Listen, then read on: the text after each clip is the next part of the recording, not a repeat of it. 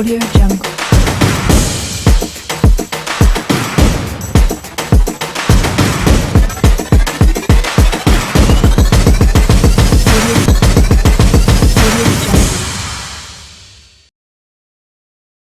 Vẫn có 5 giờ sáng, chị hai tôi đi Việt Nam, tối thui nè.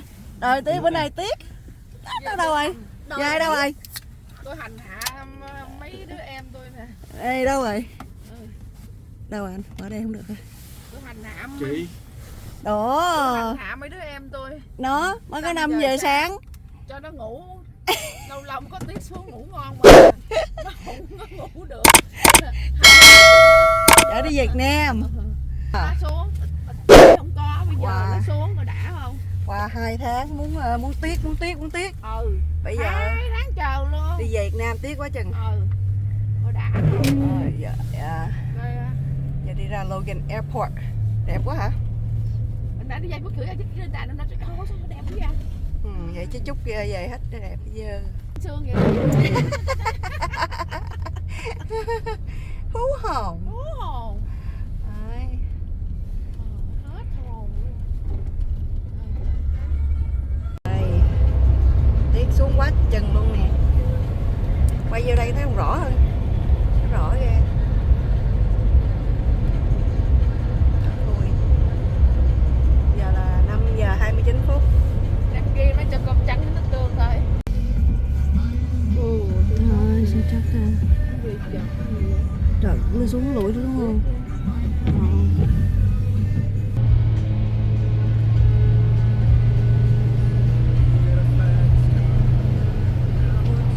Giờ này là xe này nó chạy xe tải thôi.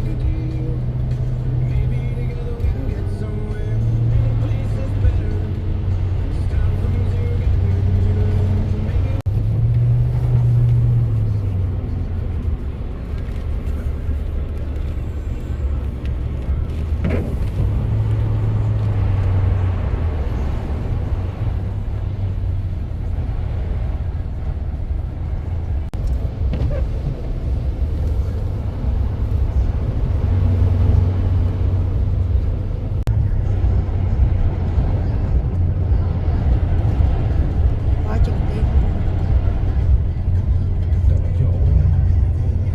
Khó chạy.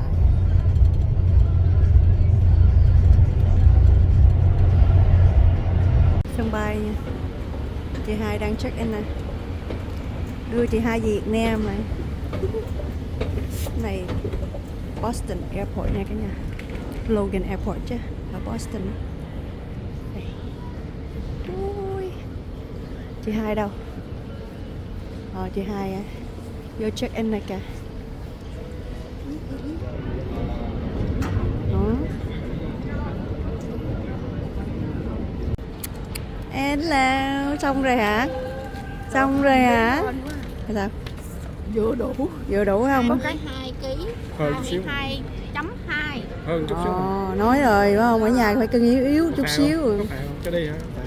Cầm chị đây. Bữa mình cũng chút xíu mà má cũng vừa chút xíu đó. Cho đi Hồng vô chút Rồi xíu. xong gài cái đầu này nhìn kỹ giống Nhiêu? Giống Lan không? Nhiêu nó 2 thùng kia nhiêu? 400 vậy không? Giống Lan và đẹp. Giống Giống Lan. Giống Lan Lan. wow, vô chụp cái ở đây. Vô quay phim. Để chụp để chạy chụp. Việt Nam. Đi Việt Nam nha.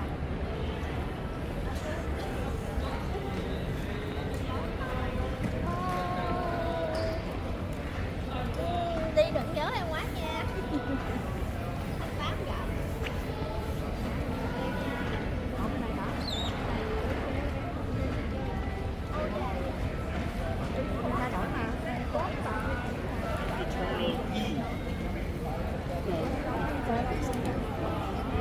At least 10. So when they start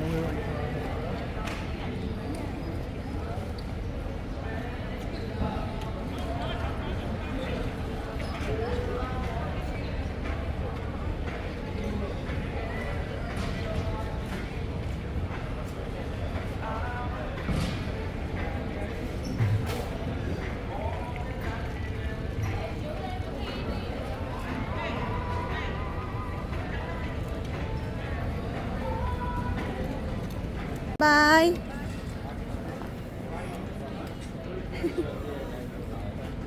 Đây, qua bên kia quay.